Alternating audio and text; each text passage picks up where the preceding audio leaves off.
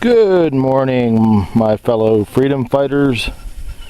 Welcome to another segment of Walking on the Iroquois Warpath. Actually, the first segment. But here I am, sitting in the forest with my faithful companion, Captain Grizzly Bear, just soaking up all the amazing beauty of nature. And as always, when you found my video, you clicked on it for a reason, and it was the subject is about fracking, but I don't know where I'm going to take you with this, so by the time we're done with this video, we'll know the name of the video. But anyways, after today's great 10-mile march through the Pennsylvania Outback, I'm very proud to say that I'm going to be at 9,580 miles. Yes, 9,580 miles, my friends. I'm very proud of my 6.5-year journey, walking for the troops and patriotism. It's a trail of honor. I call it the warpath because my favorite subject is the Native Americans of America. Without my research on Native Americans, I would have never became the patriot I am today, because without learning Native history, you have to learn, it runs together with American history.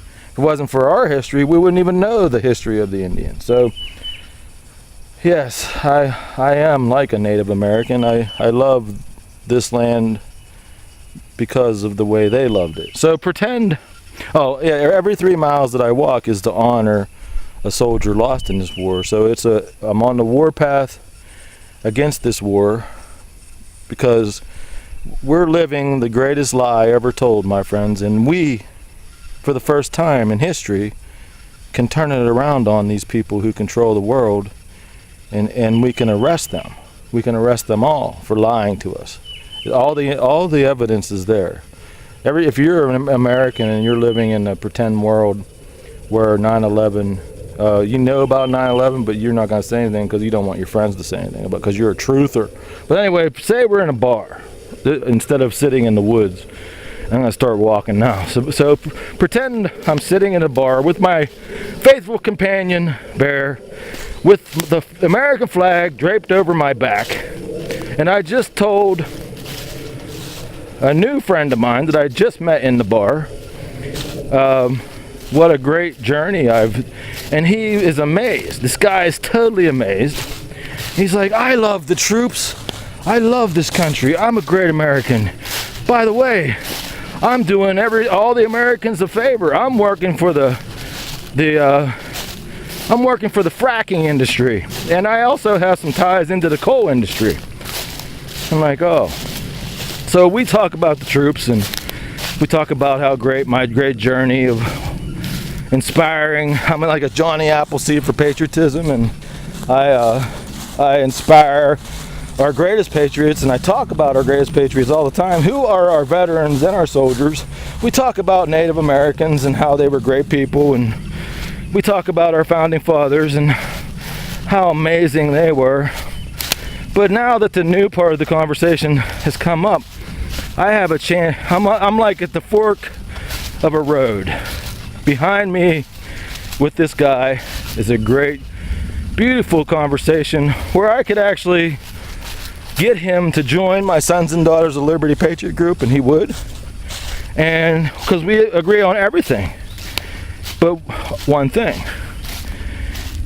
Now here's where the part of America, mainly America, being Americans walking out on the street are all living, you walk by 10 people, they're all living in a different reality.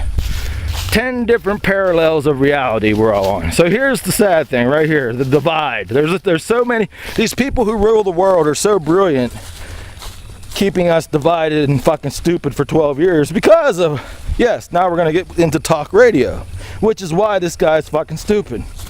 And of course his job telling them, your guys are great Americans. If without the fracking industry, America wouldn't even have a business. They wouldn't be able to have a fucking country if it wasn't for you great Americans going out there and dumping chemicals into the ground and blowing up miniature kind of explosions that actually is going to cause all kinds of sinkholes all around America and all around the world.